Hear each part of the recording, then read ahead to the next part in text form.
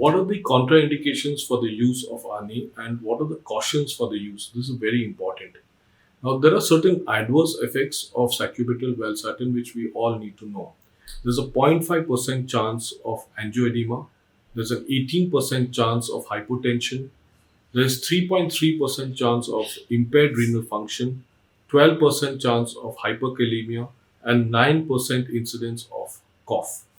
So the risk of hyperkalemia associated with use of MRAs was lower among those treated with ARNI than those treated with enalapril and MRA.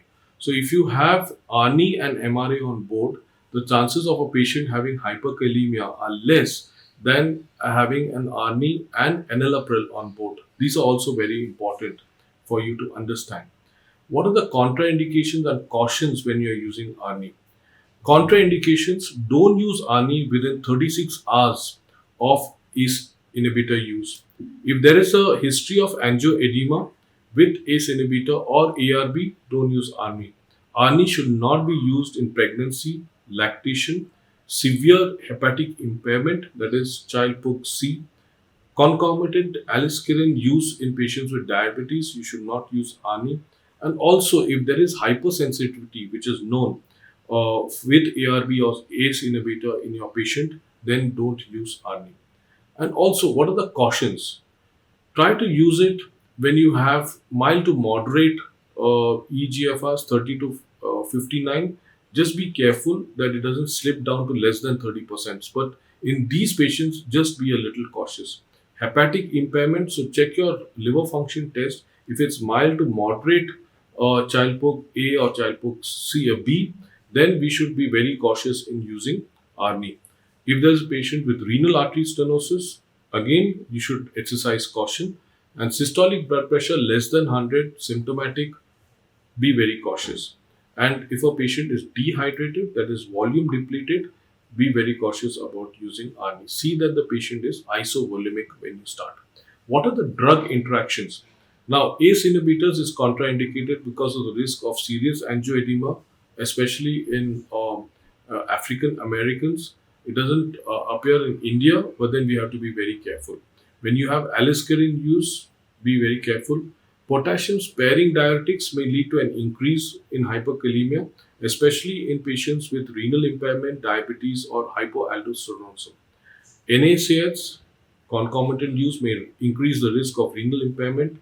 Lithium, there's an increased risk of lithium toxicity, so just ensure that none of the other polypharma drugs on the paper are having lithium. And birth control pills, especially containing spironolactone, we should be cautious. So how do you manage hyperkalemia with ARNI? Strict low potassium diet, small doses of loop diuretics, you can introduce furosemide. K-bind can be used in emergency situations. And the old is gold, that is glucose insulin infusions in patients who are stubborn and resistant. So these are very, very important points. And what is the impact on the lives of patients in case you have discontinuation of ARNI? So if you find out that ARNI withdrawal can lead to repeated heart failure admissions, it can cause actually a patient who has had an improved ejection fraction, can we go back to a reduced ejection fraction. And it can also increase the all-cause mortality if we discontinue ARNI. The other question which comes to mind is, should ARNI be discontinued once the LV ejection fraction improves? The so-called heart failure with recovered ejection fraction or heart failure with improved ejection fraction subset.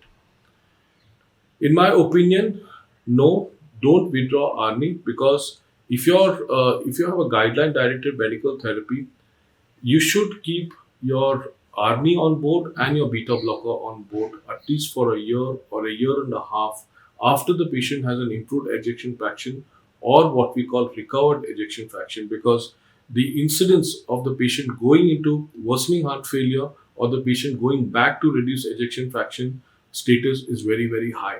So it's very important for us to understand that keep that ARNI on board. If it's possible for a lifetime, go ahead with that patient. And what are the recommendations for heart failure with improved ejection fraction?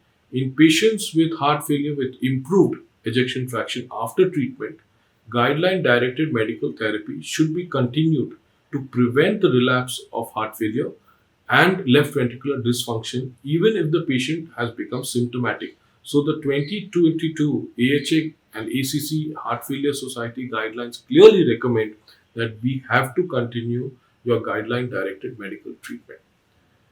So what are the pearls and what are the take home messages which I can give you today? ARNI is the molecule of the century and is indispensable. It is superior to ACE inhibitors in reducing cardiovascular death, heart failure hospitalization, and sudden cardiac death. Heart failure is a disease of epidemic proportions in India. ARNI improves the left ventricular ejection fraction in heart failure with reduced ejection fraction and reverses the adverse LV remodeling and improves the quality of life in our patients. ARNI should be initiated as early as possible in patients with acute decompensated heart failure and also in de novo heart failure. And here, time is life years. ARNI should be given for at least 3 to 6 months along with other foundational therapies for heart failure with reduced ejection fraction. LVEF should be reassessed with echo or cardiac MRI before any patient is considered for ICD or CRT. ARNI should be used in all patients with heart failure with preserved ejection fraction up to an EF of 56 to 60% along with SGLT2 inhibitors to reduce hospitalization for heart failure and also to improve the quality of life.